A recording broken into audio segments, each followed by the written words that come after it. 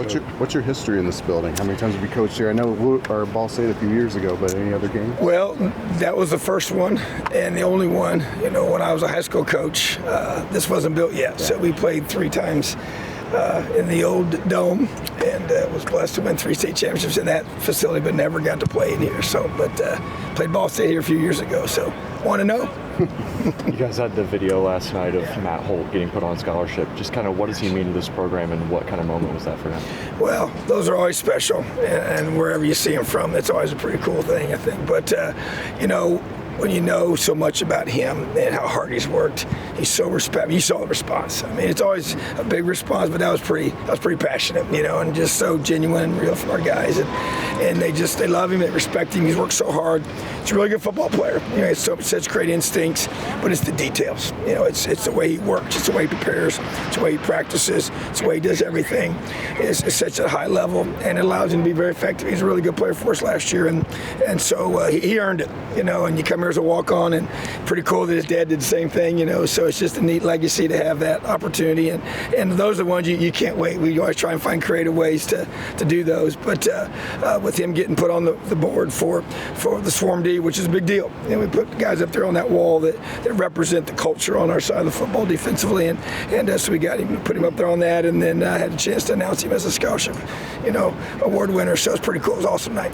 Coach, I've got a couple of questions about Philip Bliddy. Last winter, when everything was going down, what were the first couple of things that went through your mind when he called you and told you about the situation? Well, it was kind of crazy. So, I mean, she was pregnant, obviously, and so, but we thought she was going to be not having the baby first, for a while.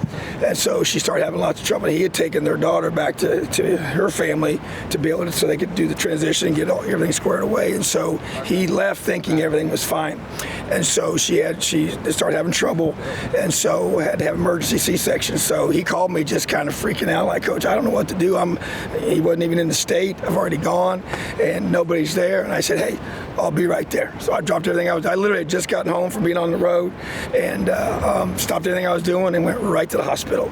And I was like the first person that when she came out of surgery, there with her in the recovery room, and went to see Brooks, and I was the first one to go see him, and because she obviously couldn't see him yet, he was in intensive care, and so it was just a crazy night, but we would just be there for him, and obviously I already knew her and had a chance to, well, like I was a complete stranger to her, but obviously we had to spend a lot of time together, more with Philip, but just tried to be there. My daughter's also an RN there at the hospital, so that kind of helped me get in there and work through the back channels to get bedside with her. So, but it was important to be there for her, for sure. Why didn't you hesitate in that moment?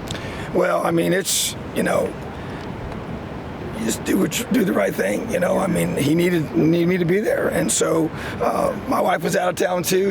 Or she would have been there with me, and so you just love our players, gonna be there for them regardless. I think that's that's who I've always been as a coach. I don't care what time of night it is. You call me, whatever I'm doing, I'll drop what I'm doing. I'll go be there for you. So that's just how I've always felt like it is supposed to be, and that's where I want to be. He's one of our guys. He's part of our family, and then we make that decision. So it's just, I think it's what anybody else would have done. And what do your actions say about the culture of IU football? Well, your actions gotta match your words. If they don't, it's shallow. It doesn't mean anything. So, to me, and usually when things like that happen, it's not at a convenient time, so, but that's life. And so to me, you just, but you gotta live it out. I mean, like you said, LEO's awesome. I believe in it. I believe it's all about relationships. It's all about capturing the hearts and minds of your players. I think that's how you get a team to come together and do things special together and make it about we and not me. But as the leader of the program, I gotta be at the forefront of that. Like I said, just can't. They're pretty empty words, pretty shallow. If it's just a slogan on the wall, sounds all cool, but then when life's really hard and coach isn't there for you, then I don't think it means a whole lot. So it's when things aren't easy, that's when you have a chance to show that it's real. From an overall coaching perspective, what is the expectations of today? we're in spiders, so not in pads, but to be a very crisp, sharp, focused practice. A lot of situational football.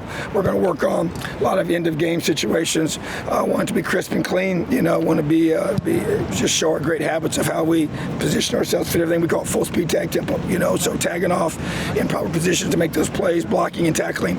Special teams, big emphasis as well. A lot of clock management situations to go through.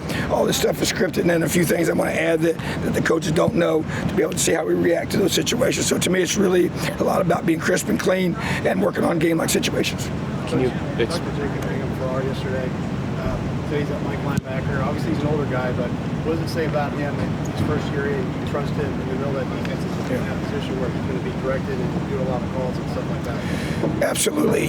Jacob's the guy that I trust. He's big and physical, and he can run. Very intelligent young man. Obviously, a Stanford graduate, and is a guy that's come in here and earned the respect of his teammates, by how hard he's worked, how much time he's put in the film room, and how much he studies and prepares. And that is a position, as you said. They got to run the defense, and Ace is going to be right next to him. And Ace has played both positions, and I think he's more natural at stinger, which is great for him to be able to be in that spot. And so, just feel like that Jacob is a guy that commands a lot of respect of his teammates because of how he's prepared. And we tell those backers they got to run the defense. They got to run that side of the football with confidence and those kind of things. And so he has the ability to do it. He obviously has a lot of experience, played a lot of football there in the Pac-12, and excited to have him here with us. So I expect him to be a very good player for us this year. You guys obviously have an early season game here. What's the importance or significance of being able to practice here and get reps here? Yeah, it was important. So we don't have a chance to come here the week of the game, so I wanted to find a way to get here in fall camp. It's also kind of a nice change of pace too, change of schedule. We're going to do some team building activity afterwards as well. So some fun things with our guys with that. So, which I think is very, very important as you continue to build the connectivity on our team.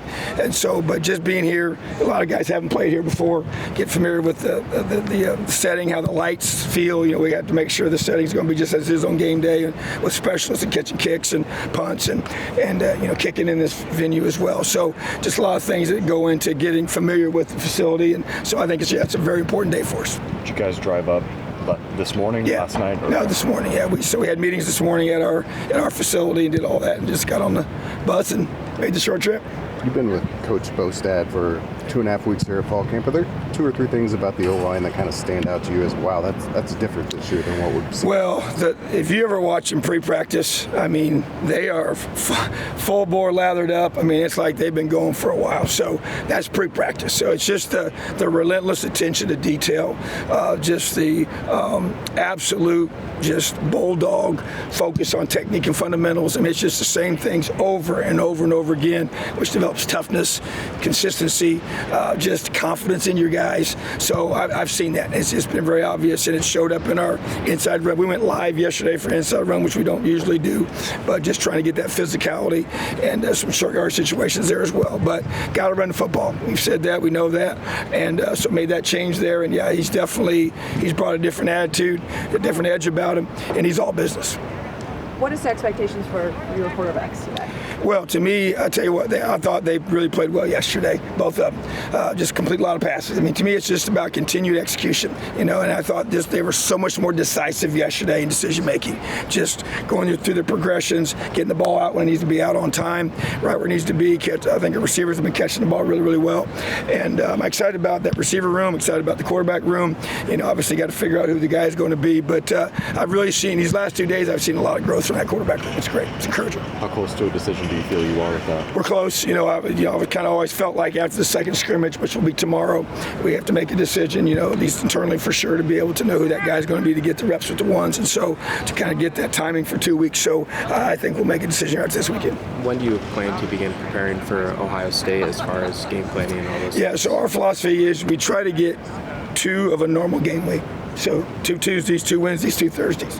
And so that will begin next week. So be able to create that from the calendar perspective, to be able to have, because then that last week will be a true full flow, Tuesday, Wednesday, Thursday, and then walk through on Friday. So we'd like to have 2 of each of those.